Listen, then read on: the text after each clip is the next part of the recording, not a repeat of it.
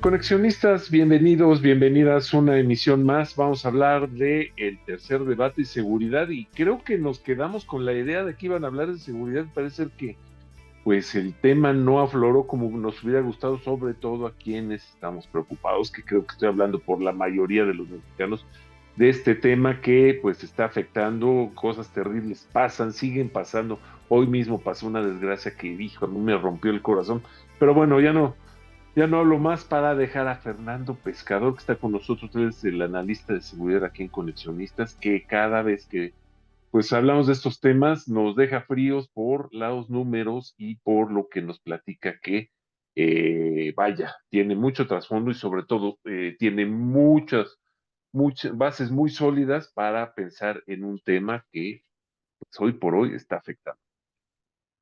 Edgar, ¿cómo estás? Amigas, amigos de Conexionistas, gracias por conectar de nuevo con nosotros. Y bueno, Fernando, gracias como siempre por acompañarnos y enriquecer nuestra observación con tus puntos de vista. Como dijo Armando, el tema de la seguridad quizás fue el gran ausente en el debate, pero el gran presente, yo diría que omnipresente en la realidad del país, porque previo al debate y estos eventos inclusive de hoy, ¿no? De violencia no solamente a los candidatos, a varios candidatos, amenazas y temas, ¿no?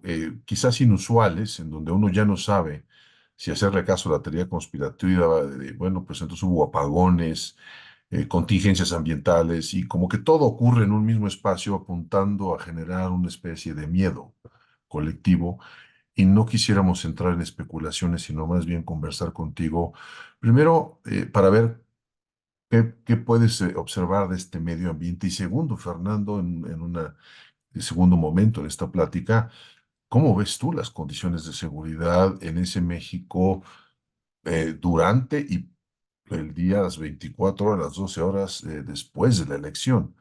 Gracias, Fernando, por estar con nosotros. Creo que sí, gracias Edgar, gracias Armando, como siempre es un gusto y un honor compartir este espacio de conexionistas. Y bueno, pues empecemos por lo importante, más no lo relevante, que fue el debate presidencial, el tercer debate, en donde se suponía que pues los aspirantes, las aspirantes a la presidencia iban a abordar el gran tema de la seguridad, ese que afecta a todos por igual, es un gran nivelador. Y pues resulta que, pues, la verdad es que cayó muy corto. Por un lado, la postura oficialista de Claudia Sheinbaum, pues prácticamente era seguir como estamos. Y por parte de Xóchitl, pues un planteamiento de, pues también mirando al pasado, sin innovación, y Jorge Álvarez Maínez, pues ahí como que pues su preocupación es que los jóvenes que fuman marihuana no sean recluidos en una cárcel, lo cual pues sí, estaríamos de acuerdo, pero digamos que para un debate presidencial el nivel fue ínfimo. Eh, Esto se puede deber quizás también a estrategias del propio debate. Finalmente, en los 5 minutos que se les da para exponer las ideas, pues no es posible llegar o profundizar en un tema tan complejo, y más cuando se está apelando a la emotividad del televidente o quien está escuchando, en espera de que vaya y emita un sufragio en cierto sentido. Entonces, pues bueno. Pero en segundo lugar, pues como bien dices, pues ¿qué se ve en términos de seguridad o inseguridad para este 2 de junio, que ya está a la vuelta de la esquina? Y pues dos estampas que nos van a ilustrar, yo creo que mucho. Una fue la reunión de ayer, martes, precisamente entre miembros, no fue todo en la sala principal del Tribunal Electoral, pero fueron como 3 magistrados, incluyendo la magistrada presidenta Mónica Fragoso, con legisladores de todos los partidos, con diputados federales, con los integrantes de la Jucopo. Y pues ahí quien se llevó la nota, porque aparte esto lo informó vía comunicado el propio tribunal, Quien se llevó la nota pues fue Alberto Anaya del PT, porque con todas sus letras y haciendo eco de lo que aquí luego hemos comentado, que el aliado número uno por afinidad ideológica en Morena diga en un cónclave de ese nivel que en México hay dos gobiernos, el federal y el del crimen organizado, y ahí está el comunicado, no, no invento cosas, en donde este gobierno criminal, que pues así le llama él, Alberto Anaya, el PT, lo dice con todas sus letras, cobra impuestos, determina vidas de haciendas, incluso tiene injerencia en la economía. Entonces, que del lado del PT se reconozca abiertamente esta situación, habla volúmenes de cómo está la situación actual. La otra es que también, creo que fue ayer o antier, el presidente López Obrador visitó Cuernavaca, pero tiene tiempo ya que el presidente López Obrador, cuando visita las entidades federativas, lo hace desde las zonas militares y no sale de ahí. Él llega a la zona militar, da la conferencia dentro de las instalaciones, incluso tiene reuniones de gabinete con los gobernadores adentro y luego se regresa. Ese dato como que ha pasado medio de noche, tanto en medios como incluso entre pues la campaña de la oposición. O sea, ha sido tan sutil que no nos hemos dado cuenta, pero ahí está. Si el presidente de la República visita las entidades y solo la zona militar, pues también habla de cómo está la situación. Y pues finalmente comentar, ¿no? Pues no nada más es una cuestión de las élites, de los gobernantes. La inseguridad, como decíamos, nos pega a todos. Y pues simplemente, pues ni por dónde empezar. O sea, puede ser desde Zacatecas, que fue secuestrada un grupo de 12 personas, la mayoría mujeres, por ser familiares, al parecer, de miembros de células criminales, o eso pensaban los rivales. Y bueno, los hechos ahí en Paraíso, Tabasco, en donde pues un niño de 11 años cae baleado en plena calle, en pleno centro del municipio de Paraíso, que es en donde está el puerto de Dos Bocas, la refinería. Entonces, pues ahí es en donde estamos en este momento.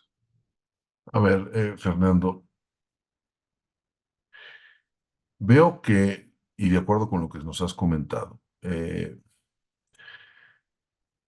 no sé cómo entender si esto ha sido un fenómeno progresivo, es decir, si efectivamente estamos viendo más violenta motivada por un proceso electoral, o si esta es una violencia que ahí está y lo único que está cambiando es que hay una mayor atención de medios y del propio público, en donde esto antes estaba en una especie de anonimato y ahora estamos más conscientes. Y no con eso quiero referirme a que lo estamos normalizando. Pero lo que veo acá entonces es que la conversación sobre la inseguridad dejó de ser justamente una conversación, ¿no? Que uno lo analiza con distancia, a convertirse en una realidad cotidiana. Allá no es un tema que ocurre en un sitio lejano a mí, sino es un tema que ocurre prácticamente, como acabas de decir, donde quiera que uno voltee. Entonces, si esto es así, es justo decir que el actor importante, quizás más importante, este elefante, ¿no? En el cuarto del proceso electoral es el crimen organizado. Es decir, que independientemente de Xóchitl, independientemente de Claudia, hay ahí un jugador que parece ser que se nos está escapando y que quizás por las características del debate y de omitir ciertas cosas, como tú bien dices, nos quedamos cortos por una emisión porque es un actor ahí que está presente o que lo va a estar, pero sobre todo con esta condición de difícil ya, no de gestionar, de controlar. O sea, estamos ya en ese escenario, Fernando. Pues muy buena pregunta, Edgar. Fíjate, me preguntas la primera parte. ¿Realmente hay más eventos o solo nos estamos enterando? Yo te puedo decir de mi experiencia, lo que antes era una cuestión de periferias, ahora ya cada vez es más de centro. ¿En qué sentido?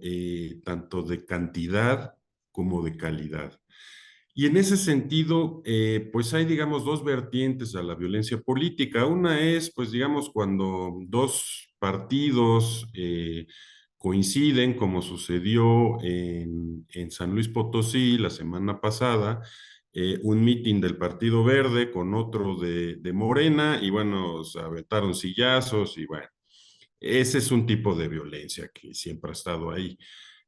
Pero el otro es lo que está pasando en Chiapas, en donde en 4 días 15 personas fueron asesinadas.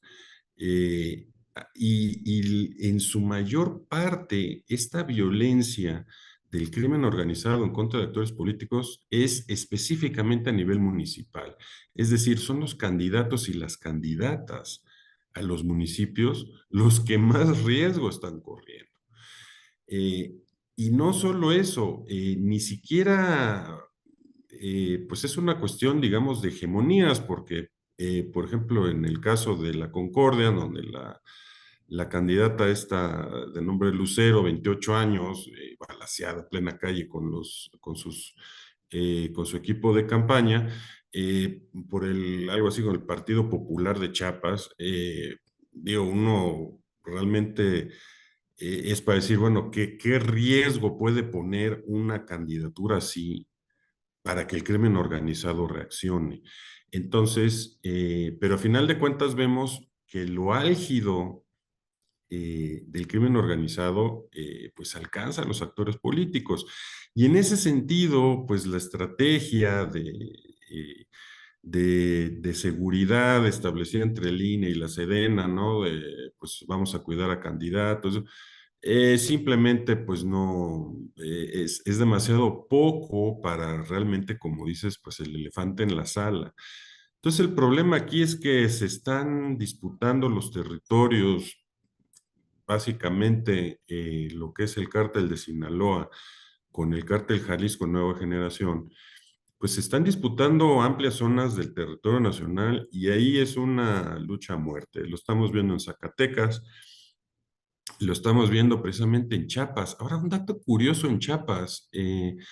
No sé si recuerden que hubo un debate muy álgido en el Senado mexicano hace algunos meses porque se pedía el permiso a pues, instructores, entrenadores de las fuerzas especiales del Ejército de Estados Unidos para que entraran a México con armamento.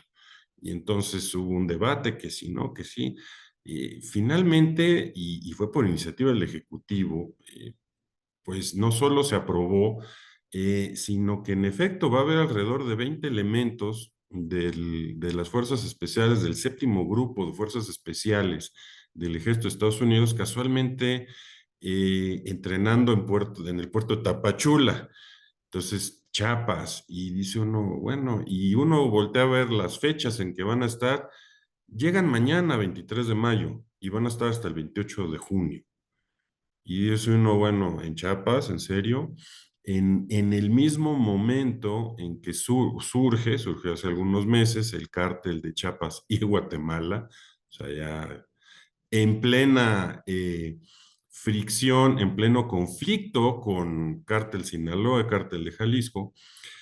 Y en ese contexto, también el director general del FBI, en una de sus comparecencias ante el Congreso, porque están viendo el presupuesto 2025, pues precisamente llamó la atención a que hay un riesgo. Ellos tienen detectado, la comunidad de inteligencia de Estados Unidos tiene detectado el riesgo de terroristas de Hamas que pudieran entrar por Centroamérica.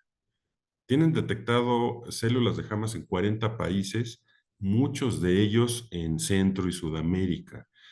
Entonces, espero no especular de más, pero si uno junta elementos de fuerzas especiales en la frontera de México con Guatemala, en un contexto de una guerra horripilante en Medio Oriente entre Hamas, Israel e Irán ahí metidos, y flujos indocumentados, incontrolados de migrantes desde Centro y Sudamérica, pues bueno, creo que ahí la aritmética pues es muy clara y deja afuera pues la conspiración, pero no sé qué piensan ustedes.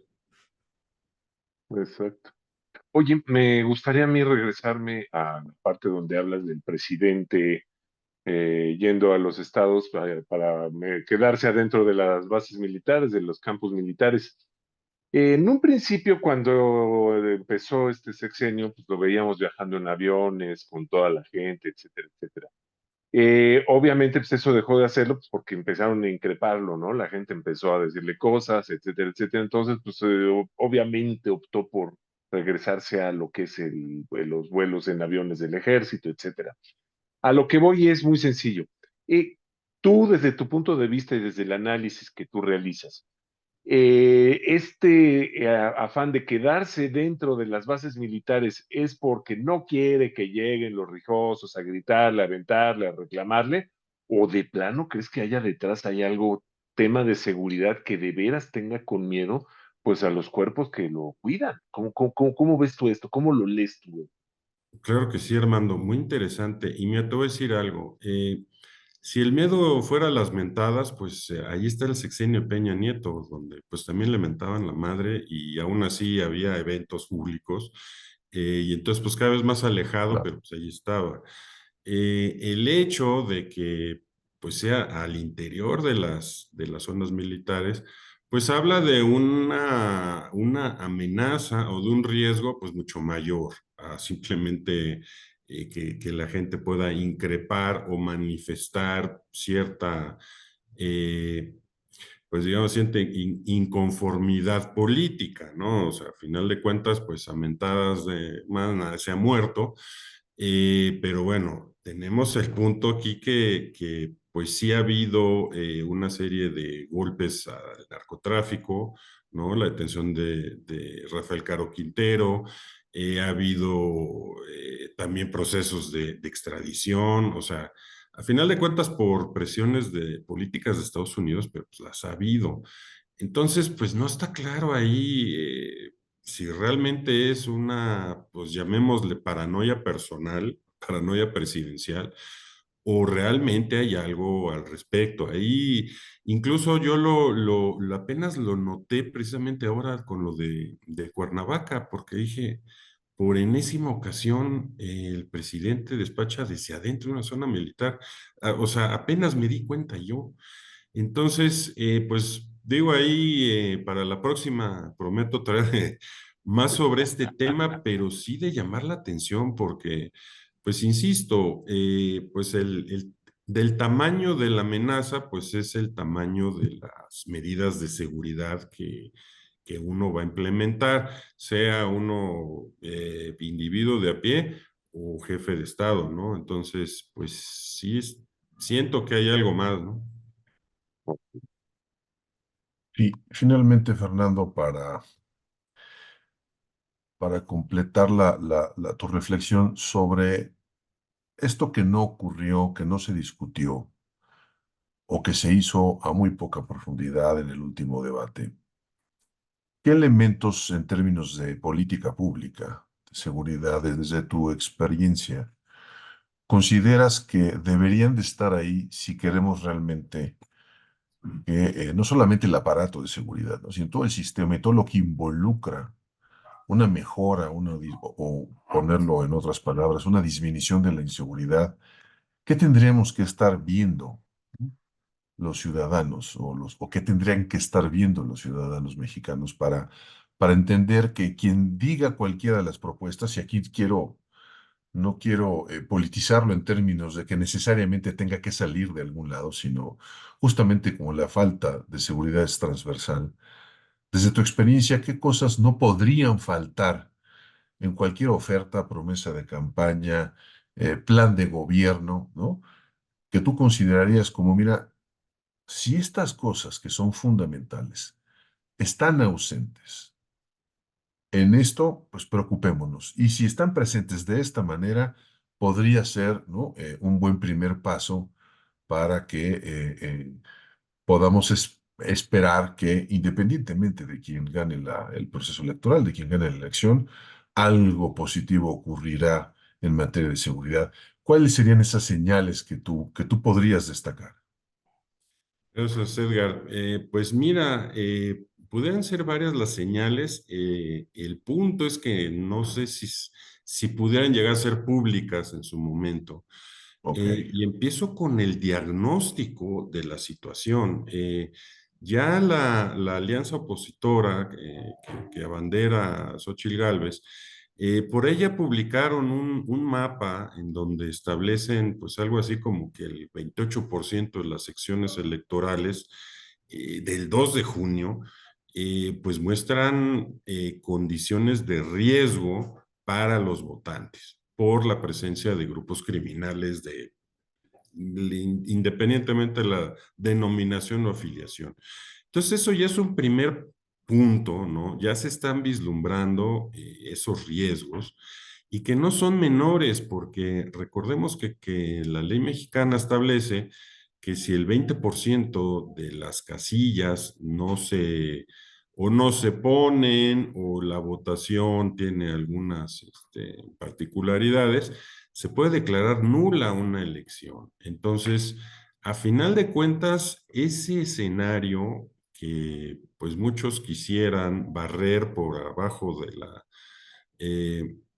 abajo de la mesa, de la alfombra, eh, diciendo que ya es un mero trámite, pues no, no lo es. Y de hecho, yo creo que tendremos que empezar a ver cuestiones ya más serias en el sentido de pues por lo menos traer un escenario de crisis constitucional en caso de que, pues de plano no se pueda llevar a cabo en Chiapas. A ver, si en Chiapas, Guerrero y Zacatecas hay la actividad criminal suficientemente aguda para que la gente no salga a votar o las casillas no se instalen, en fin, todo eso, eh, pues se puede nulificar la elección presidencial.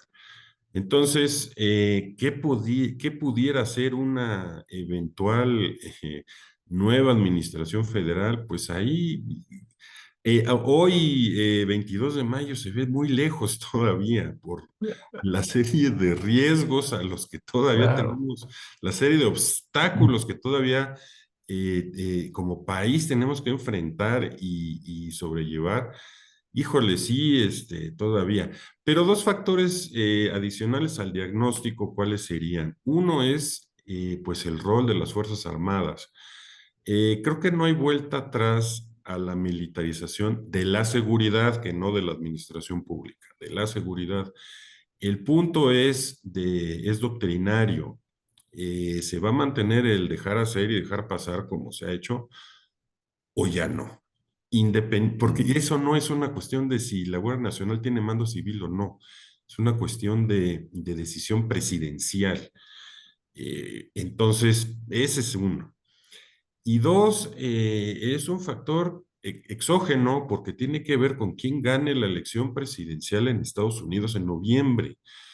Porque, pues querámoslo o no, no va a ser lo mismo la política de seguridad de un segundo mandato de Joe Biden a un segundo mandato de Donald Trump, que ya incluso lo ha dicho, gobernadores republicanos lo han dicho, quieren y van a empujar para nombrar a los cárteles mexicanos como organizaciones terroristas.